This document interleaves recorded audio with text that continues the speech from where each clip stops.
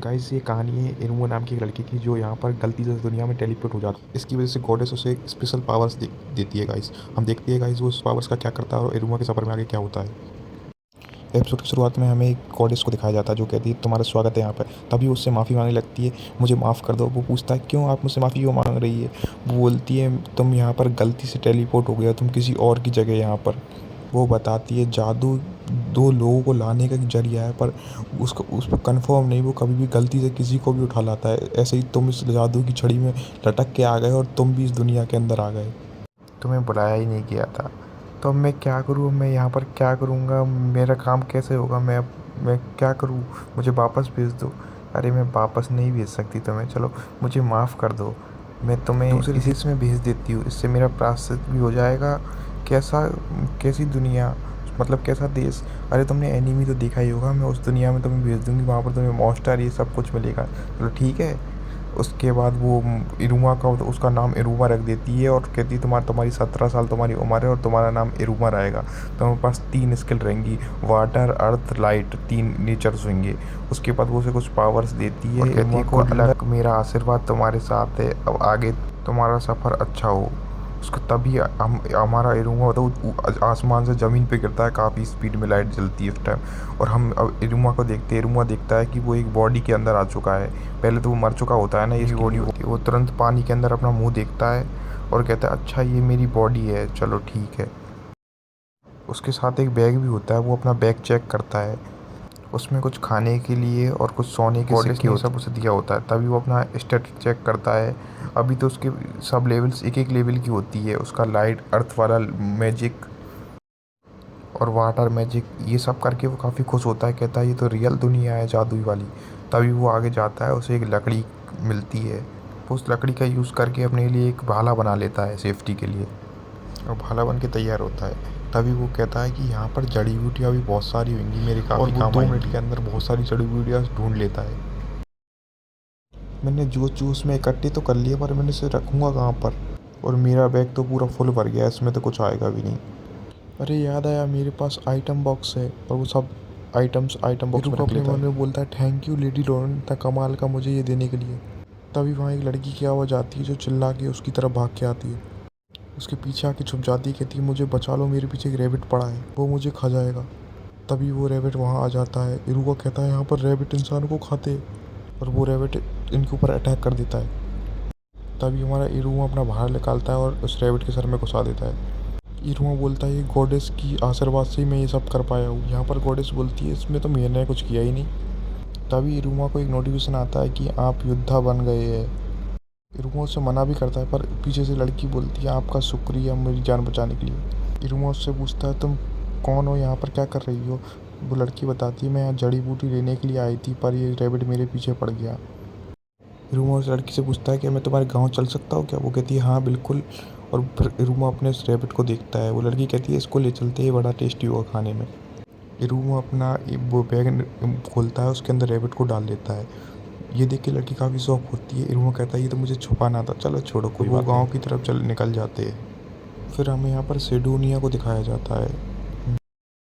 Goddess ने जिन heroes की बात की थी वो यहाँ समन होके आ चुके होते हैं। उनमें एक लड़की होती है और 2 लड़के होते हैं। तभी सामने से एक लेडी वहाँ चल के आती है।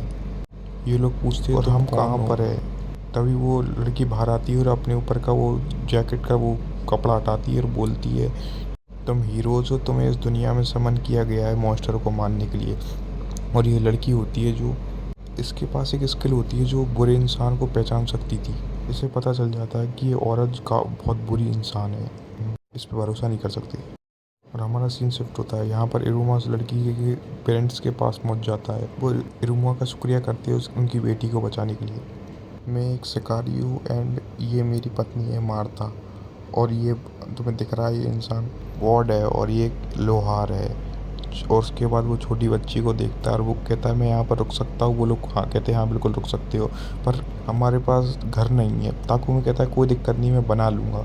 और ताकुमी अपनी जादू से एक ही बार में ज़मीन को फ्लैट कर देता है। ये देख के वो उस शिकारी उसके पास आता है, कहता है तुम जादू भी यूज़ कर सकते हो, चलो बहुत बढ़िया है। और गाइस हम अगले दिन देखते हैं ताकुमी ने एक रात के अंदर पूरा घर बना दिया होता है।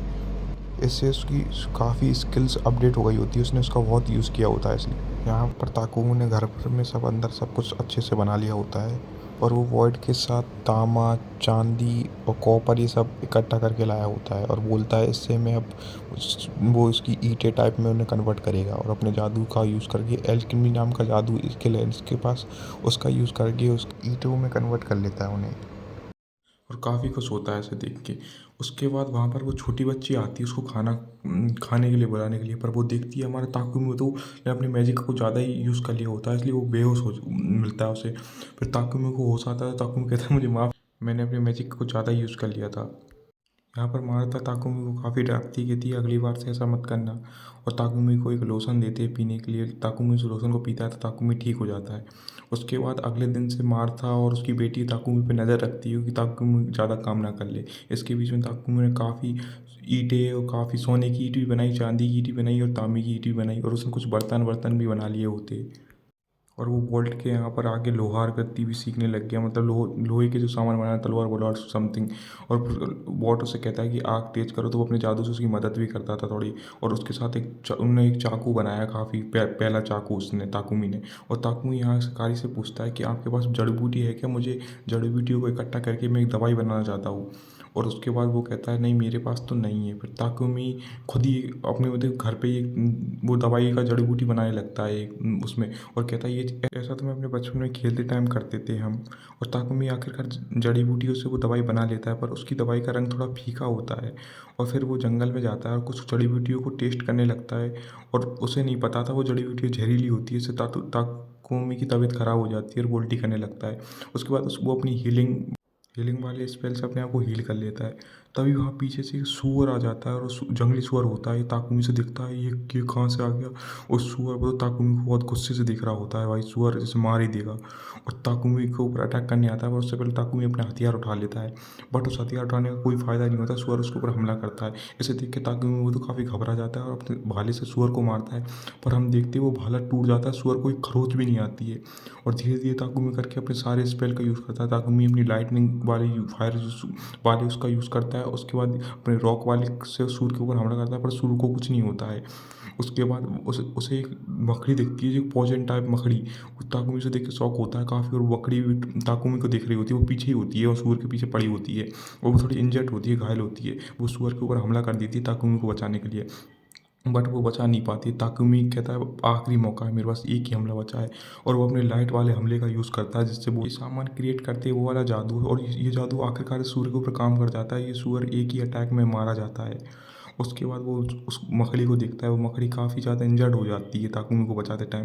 पर ताकुमी अपने स्पेल का यूज़ करता है और उसको मकड़ी को हील करने लगता है। और कुछ देर में वो मकड़ी हील हो जाती है और ताकुमी के साथ जाने के लिए बोलती है। ताकुमी उसे अपना पेट बना लेता है और गाँव में वो सूअर को उठा के ले आता है। गाँव वाले सूअर को देखते हैं, वो इतना बड़ा सूअर, और बातें करने लगते हैं, ताकुमी तुमने इसे कैसे मार लिया। काफ़ी ज़्यादा शौक होते हैं क्योंकि काफ़ी बड़ी बात है सूअर को मारना।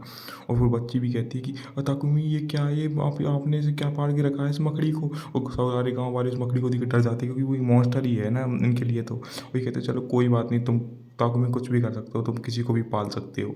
और यहाँ पर शाम के टाइम वो सुअर के दाँत निकाल के ताकुमी को दे देता है, कहता है लो ताकुमी तुम्हारे सुअर के दाँत ऐसे शहर में बेच देना। और ताकुमी इनसे बात कर रहा होता है, खाते पीते टाइम में मज़े कर रहे होते हैं। और ताकुमी इनसे पूछता है पास में कोई शहर है क्या। ये लोग कहते हैं हाँ एक शहर है पास में। और हम देखते हैं यहाँ पर नीपल बच्चों को के साथ खेल रही होती है, अपने जाल बना उनके दिखा रही होती है इनको। और ये दोनों बंदे बात करते हैं कि ताकुमी यहाँ इस गाँव में ज़्यादा रुकना, ये हमेशा सफ़र करता रहेगा। और यहाँ गॉडेस भी ताकुमी की तारीफ़ करती, कहती चलो ताकुमी तुमने काफ़ी बढ़िया किया।